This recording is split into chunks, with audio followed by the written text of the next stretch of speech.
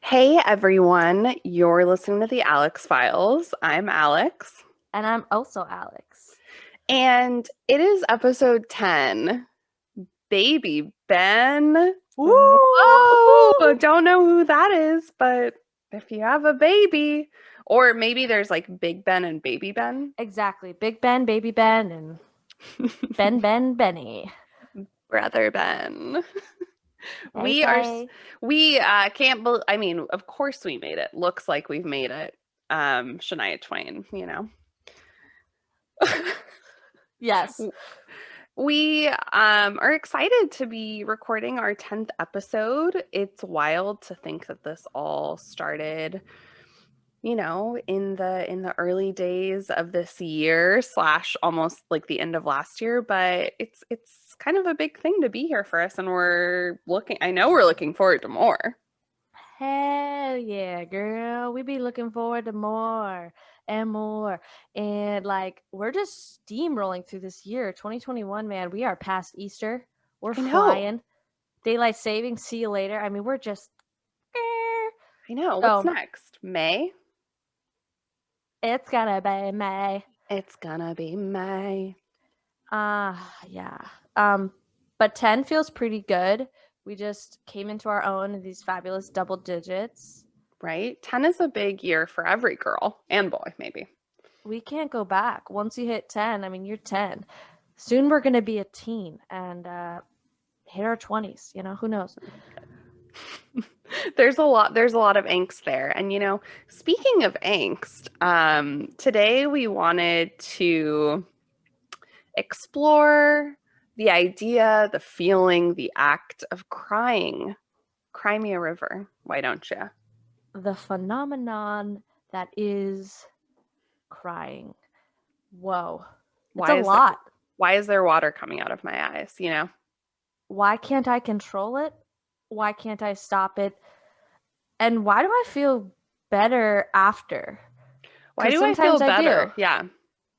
And I feel like, and this is just something I thought of now, like why isn't crying realistically portrayed in films? Like everyone looks so good after they cry, but in real life, And while they cry, there's not a right? lot of ugly cry moments. It's like that slow well and then the tears and Oh makeup my still God. perfectly intact. You don't get to see the oh, well, unless you're watching The Hills, then you get the kind of that Lauren Conrad realistic mascara vibe. That was a real Oh, cry, that was a right? real vibe. Yeah, I want that like hyperventilating, blotchy face. I want that headache vibe, you know? Wheezing, can't breathe, can't control it. You think you're about to stop and then you just keep going. And so you get out what I call a cry towel. So you just cry Oh. into it because you want to save your paper towels and tissues, and it's just like we're here, we're going in, and we're just going to cry this out into our cry towel. I definitely recommend that. A cry towel, I think, coupled with maybe like a big glass of water or water bottle to, you know, rehydrate because you lost a lot of water.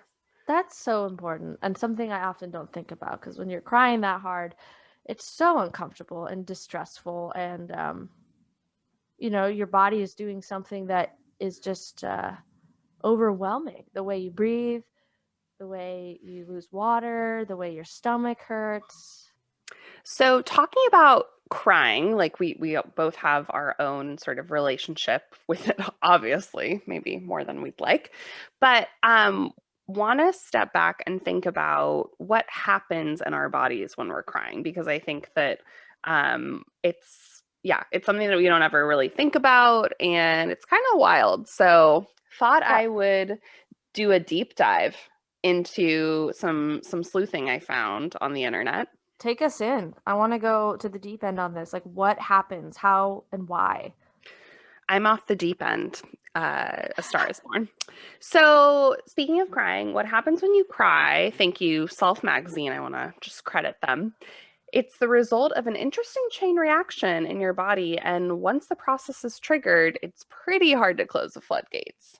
So, when you're faced with intense circumstances, the amygdala, an area of your brain that controls emotional processing, sends a signal to the hypothalamus, a pea-sized gland in your brain that's connected to your autonomic nervous system.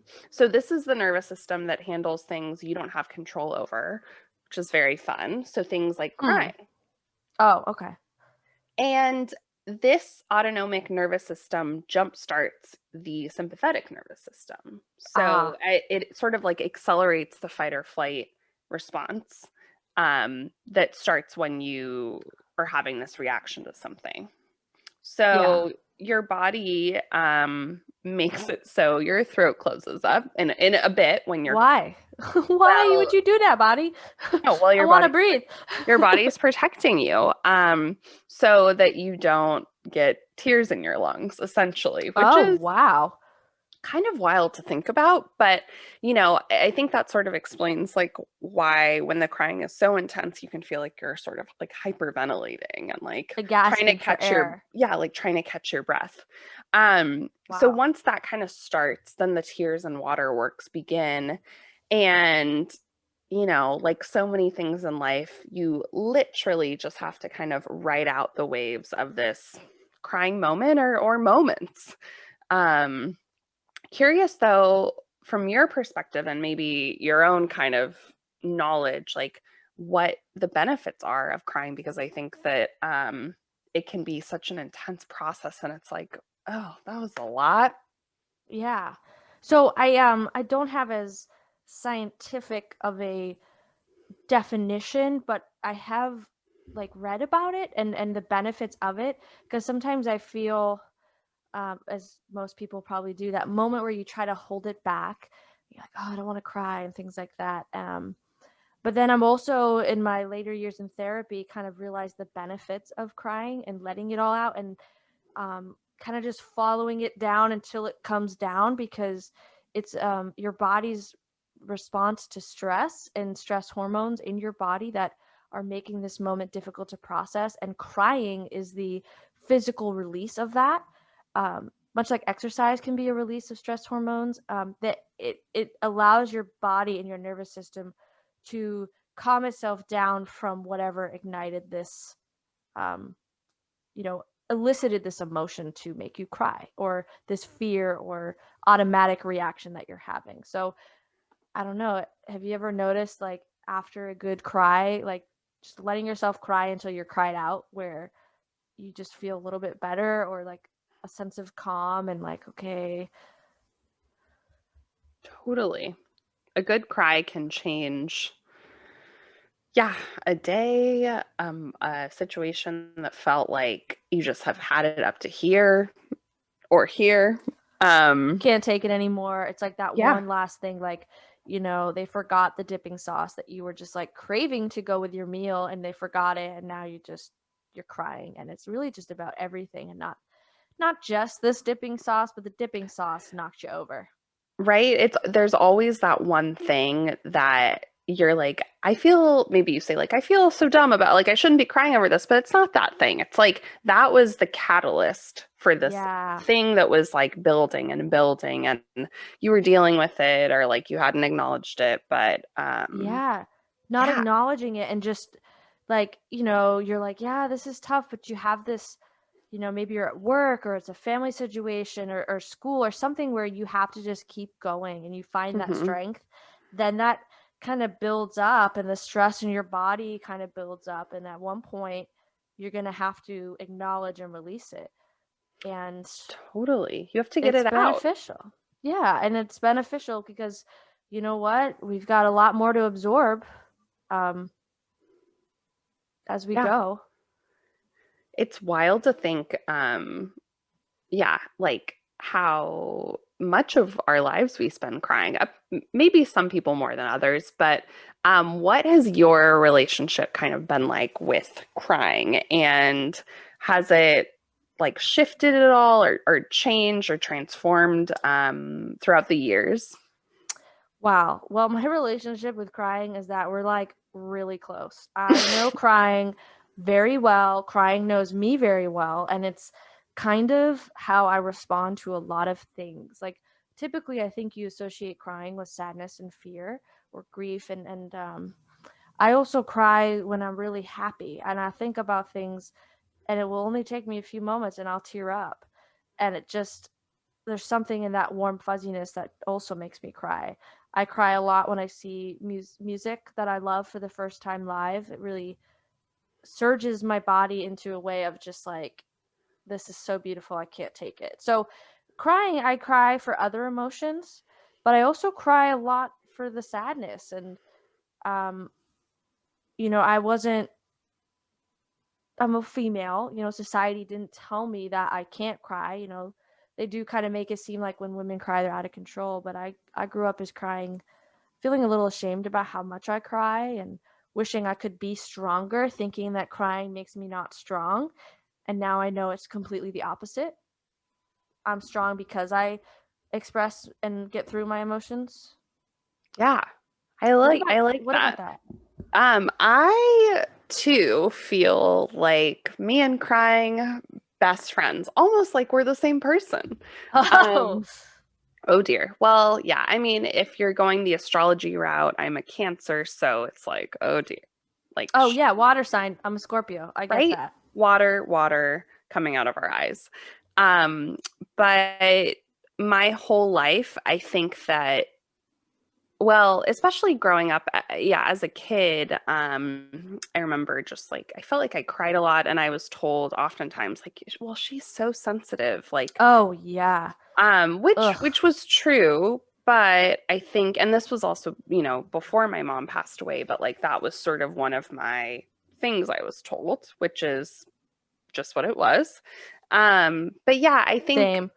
yeah, it was like I cried a lot and like that made people uncomfortable and it Yeah. certainly made being a human in the world funny for other people like cuz I never cuz I did it so much I just became comfortable with crying in public and like I just kind of tried to embrace it but it did make for a lot of situations where like sitting at a desk at work or like in college, there's a situation where I like showed up to a party for this guy who I thought we had a thing going on, and then I had some beers, and I Aw. obviously was crying.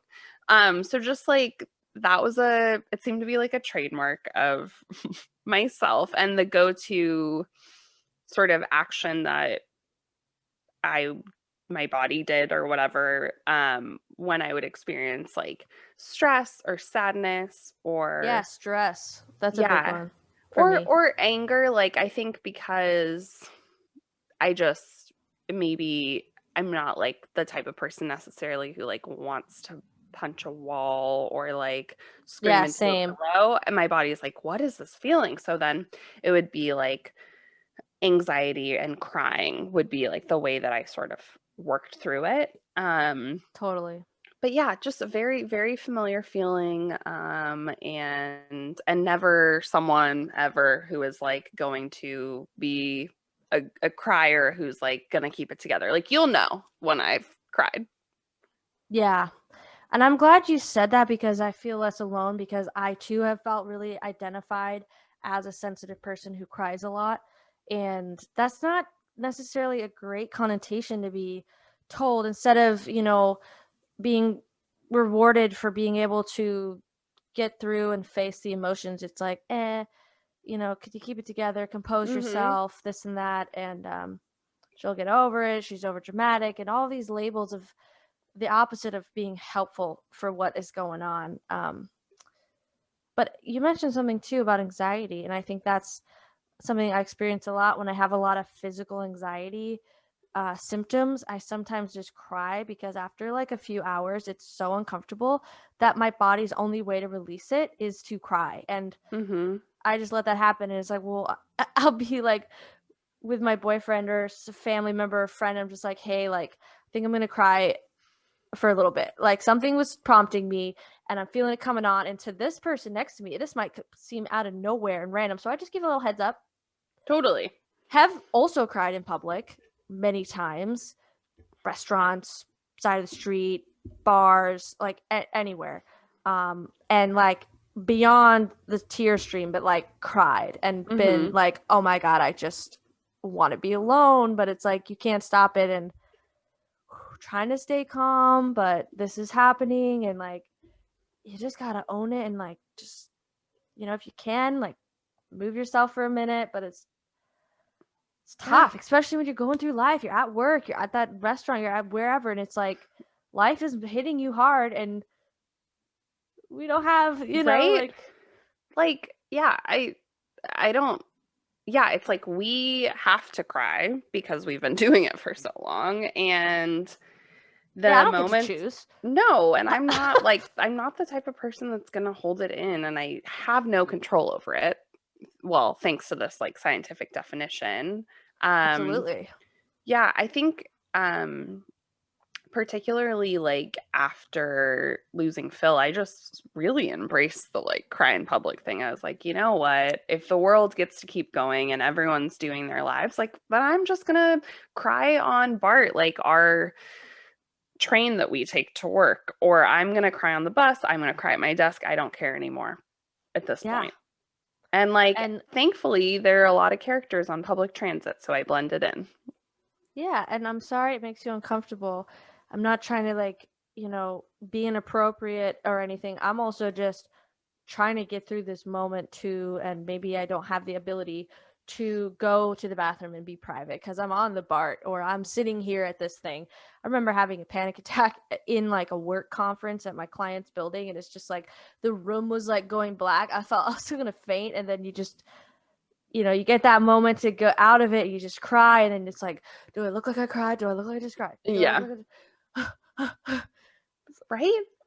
Or That's I think stressful. we've talked about this in previous episodes, but situations as like a woman in the world where you have this exchange with a guy that makes you feel really uncomfortable. And I think that can really range from Ugh. like a subtle remark or something more intense. And I've had a couple of those situations either in the middle of a workday walking around, downtown Oakland near my work, or um on the way to work in previous jobs where it's like I felt so uncomfortable and I didn't know what to do, so I froze and then I ran from the situation and then I just cried. And you show back up at work and you're like, you clearly have been crying, and it's like, well, I have work.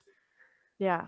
Or class or this commitment. It's like I love to be alone and be able to do what I need to do because I don't like to be out of control like that. And I can, get pretty out of control with the crying and the intensity. And as it's happening, I can tell myself, like, this is wild. Like, you're going to be okay. Like, just you don't do anything crazy. Just ride the wave. You can hold on. But even though my mind knows, I still can't stop it. I still can't control the level of intensity that my body is expressing. So I try to just be safe and take care of it to get through. Because suppressing emotions and not allowing yourself to cry is kind of detrimental, I think, to your overall physical well-being and mental health. But Oh, if you're not a crier, like, how do you express emotions? Because I know people who I've never seen cry, mm-hmm. but that doesn't mean they don't cry, right? But just I kind of wish we could get rid of that whole like stoicism idea of like men not crying and that being like a sign of weakness. That's annoying. I think that makes them less like emotionally intelligent because they have to suppress things. Not less emotionally intelligent, but just like suppressed in their own expression of their emotions. That's what I mean. Right. Well, yeah, them being angry is much more accepted, but like look where it ends up and all these super Male terrible things. toxicity, man. Yeah. It's not a good time. Yeah, I think the sort of out of control crying and finding yourself in situations where like, you wish you could cry in public or in private, sorry, not in public, not in public, reminds me of something that I read or was on some sort of cool like Instagram-y thing, but I think it can apply to people in general when they're going through an intense like crying fit or moment. And this was from like a grief thing, but it was essentially like if you're experiencing like extreme loss or just having an intense crying moment, like don't drive because Oh, wow. Yeah. like, and that was it was like, remember to drink water, don't drive. Which makes total Ooh, sense, I'm but guilty of that, man. I've lost my shit. It's just, ah! I know. And Ugh. I think that like getting out of your home or wherever you are in that situation, and just being in your own space, I think I totally get, why the whole like driving element, but I think you could also like just go on a walk or like run around the block or something. Yeah, usually it's though I'm like stuck, like I'm leaving the situation Yeah. or something happened in the car and I'm like I can't I'm like in it as it's happening and I'm like I just need to get home.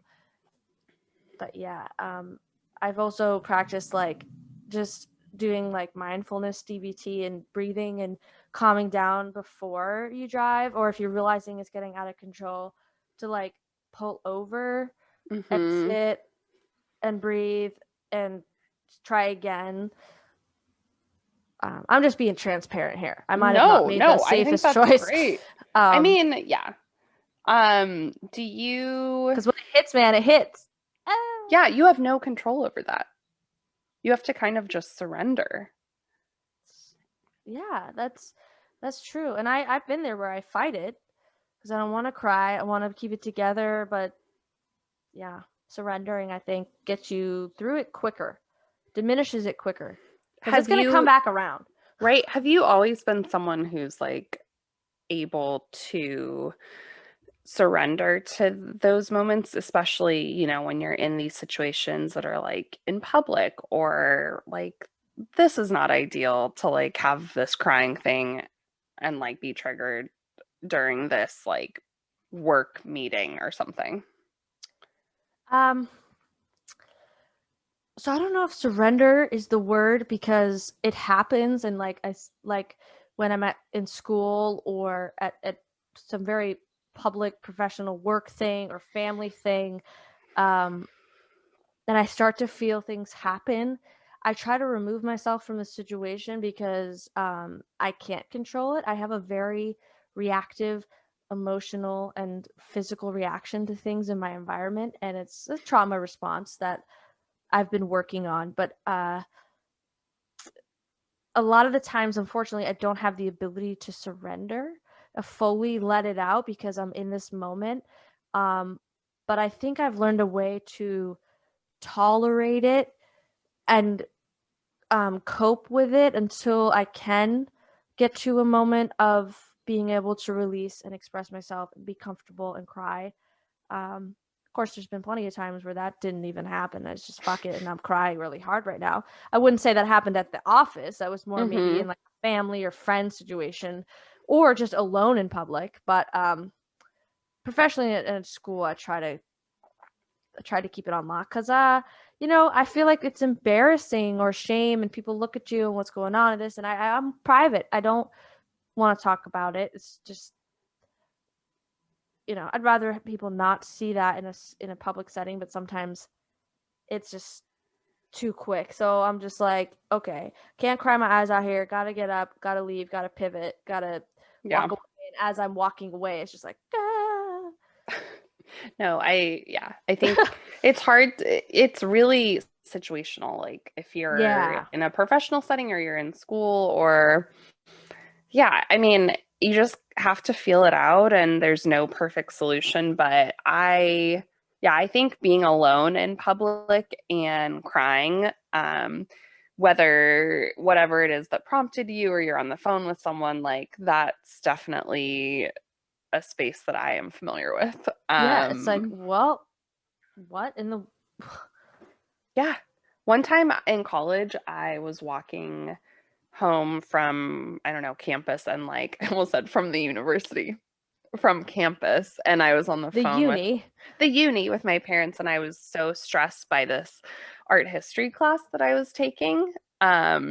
It was Chinese art history, and I just felt like really overwhelmed. Like I was like, I haven't learned anything in high school to help prepare me for this. And it was a very high stress.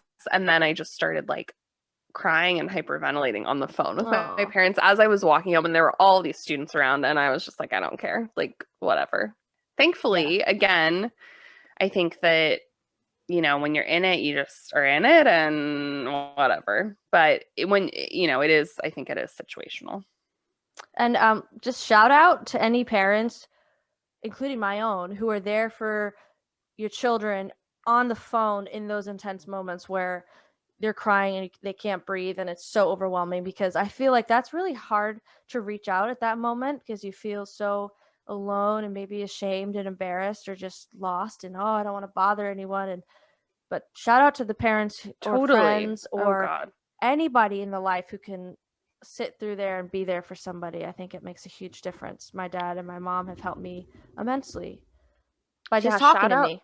shout out to the parents, to the crying support system To that the we have, siblings, to the to the friends, siblings, to the significant friends. others who sit and hug you and are just like, I don't know what to do, but I'm going to hold you. Yeah, it's like that's all you need. And It shout really, out to literally the is. pets, to the animals. OMG. They're like, Shout I out don't to know what's you. going on, but whatever. But like, I'm going to purr and I'm going to like sit on your lap and I'm going to love you. Uh, yeah, so good.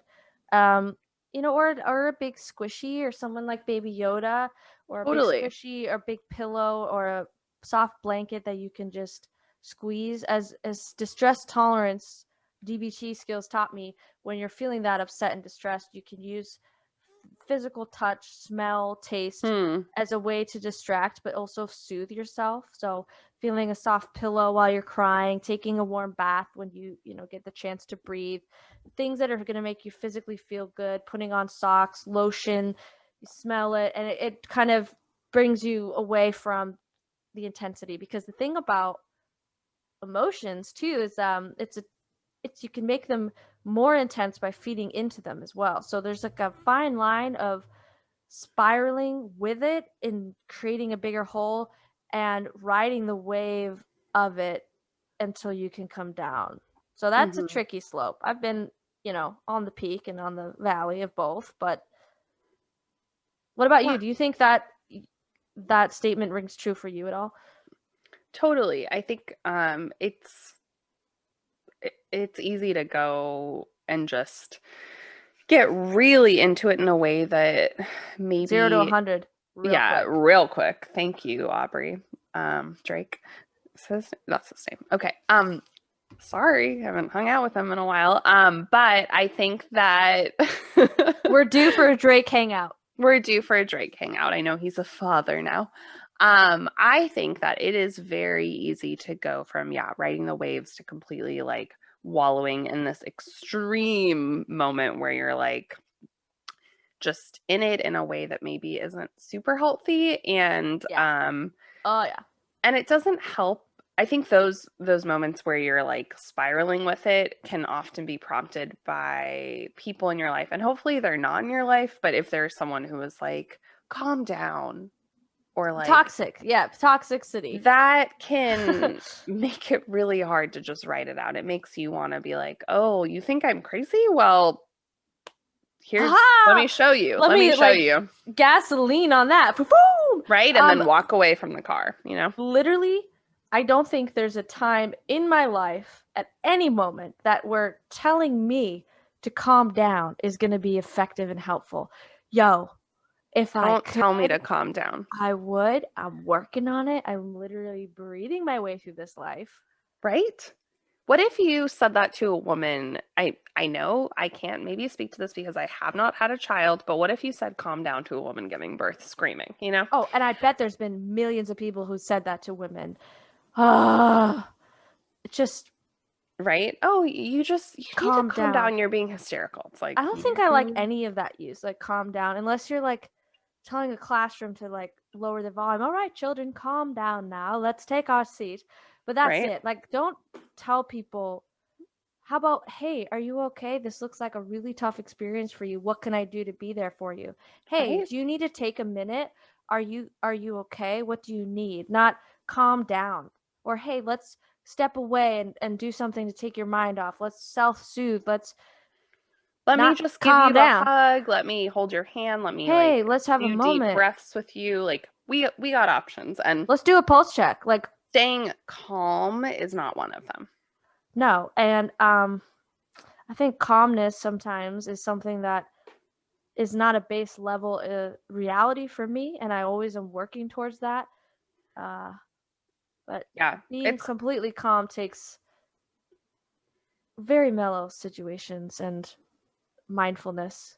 yeah, I agree. Yeah, being I don't know. zen is way easier said than done. It's the goal, and I'm working on it. I got And that meditation app. whoever came up with the phrase calm down, like Or keep calm and carry on. Uh, how that, about let's like stop and process and then move forward? right? And yeah, those pillows and that whole culture of merch, I'm just not here for. So you can keep your calm and have it because I will be taking my real life. Yeah, take your chill pills and shove it. Right? I have my own like antidepressants. I don't need your chill pills. Yeah, and if anything, I just need some breath work and self-care. So, Yeah, like, learn about helpful and effective phrases to say to people around you and to yourself. You don't need to tell yourself that you're overreacting and that you need to just calm down. You can let it ride and say, "Hey, this makes sense. This was an upsetting situation.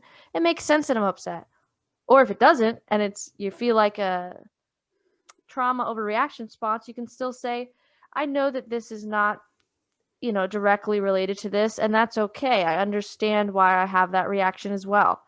You got to validate your emotions, especially if totally. others are not doing it for you. It's got to come from within yourself first.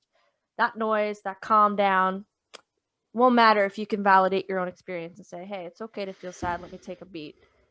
And to circle back, if you will, on the people in your life that surround you, like that support system is so great. But I think that if you're someone who maybe isn't someone who cries and processes their emotion that way, like that's totally fine as long as you express them somehow. But I think like if you're surrounded with people or have people in your life who aren't there to support you, or I mean, obviously, we're all going to feel uncomfortable when someone close to us or near us is crying, especially if it's in public and it's Yeah, like, it can be, whoa, it's it like can be a scary. lot. Like, I don't It know can what to be intense. do.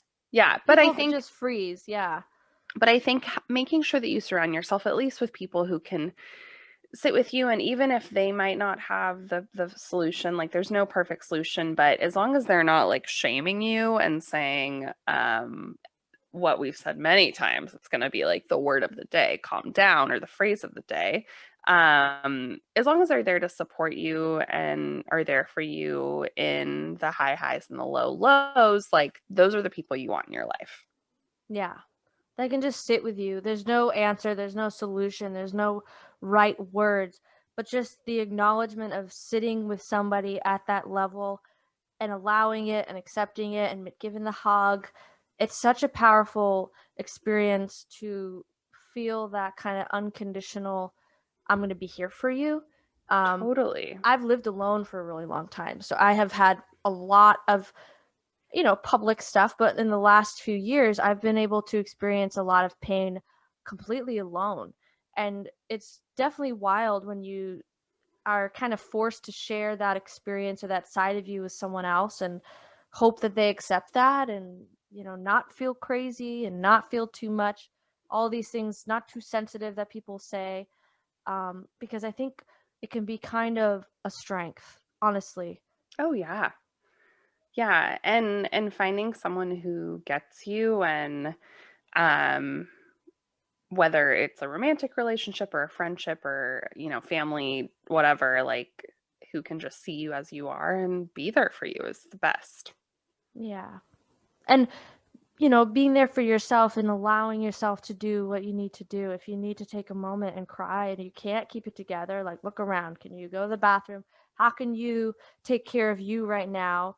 And if it's happening and you don't have time, okay, it's okay.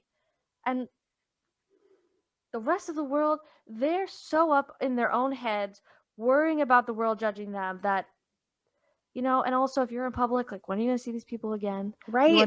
You're Yes. not less than, you're not weak, you're not crazy if you cry hysterically in private or in public. You're not. You're just a human being who's emoting. Yeah. And if it makes anyone feel better, one time when I watched the movie Pearl Harbor, with my family, my immediate family, we like Oh rented it from man, Blockbuster. a heavy hitter. I cried very much that I was asked to leave the room, by Oh, my parents. I got some. because because not because of the like Pearl Harbor of it all, but because of the unrequited love. No, And of course, it was of course. so sad. It was very sad. I was revoked privileges of watching the movie Fox and the Hound when I was a little girl because of the amount of tears that came out of me after that movie and the breakup with the Fox and the Hound. So yeah, I also cried a lot of things like Tarzan. Like, why Mm. won't you let him be part of your monkey family? That breaks my heart. There's a lot. Commercials can make me cry. You got 15 seconds, the right song, and the right montage. Right? Ooh, God. I get so emotionally, like, even the happy stuff. Like, I'll watch this reunited video of a father and kid, and I just, uh, Yeah. Or like as we've mentioned in the last one on rom-coms, the Netflix teen rom-coms. I'm like, why am I crying right now? Like, but you know what? Shout out to the writers. And I yeah, didn't cry during the Falling in Love at Bible Camp movie, but who okay. knows? Maybe. And just like art that makes you cry, or love and wonderful experiences that make you cry, that's really beautiful too. I've cried the first time I saw Jack White play, Death Cab for Cutie play, and I think Muse. I cried. Oh, It's just, and that's weird. It's like why? And then yeah, yeah. Or when you cry crying. because like you listen to a song or a band that you, like, loved in Oh, high school, but you, like, get it now. Like, I remember listening oh, to Bright Eyes, like, when I moved home to San hits Diego from different. college, and I was, like, just crying, like, rolling around on the floor, just crying about it, listening to it.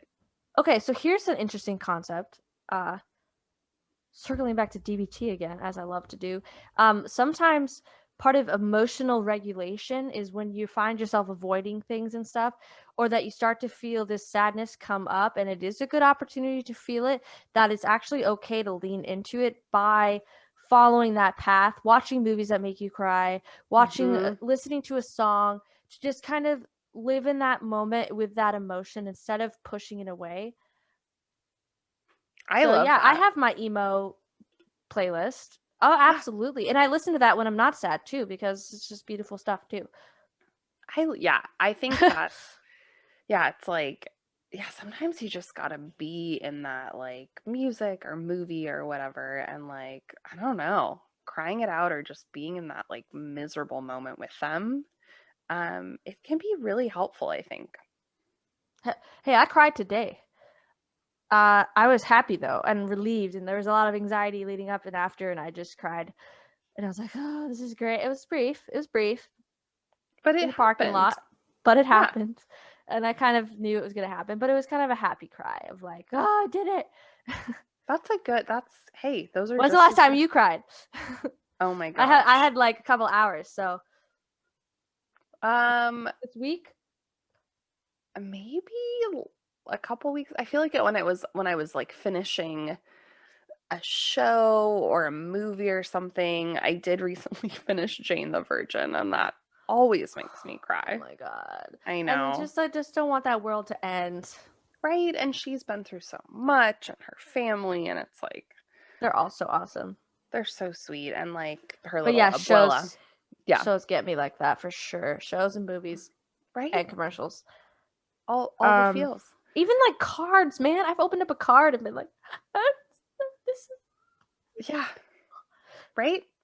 I'm gonna just cry about it. What are your parting thoughts on crying, letting the water out? Well, it's my party, and I'm gonna cry if I want to. And by that I mean it's my life, and I'm gonna cry if I need to or want to. Parting words. Crying is powerful. It can feel uncomfortable, but it's really cathartic and important and okay. And I'd love to see less you're too sensitive, just calm down culture, and more embracing like, oh man, you're going through it, like it's gonna be okay, here's a hug, and not judging what gender is crying or why. You know. What about you? Final thoughts? Final thoughts on crying. I would say that, growing up, I never had an imaginary friend that I am aware of, but I think crying was my imaginary friend. Okay, I love that for you. So I would just say, like, I echo those things that you said, especially around like, I feel like lucky to be surrounded by people who love and support me and are all down with like the crying in public and whatever. But I know that is not the case for a lot of people and on a lot of parts of the world. So I would just say, like, whatever your way of processing feelings is, whether it's like punching a wall safely, maybe screaming into a pillow would be less destructive. But just work as long as you're like getting it out and expressing yourself in some way.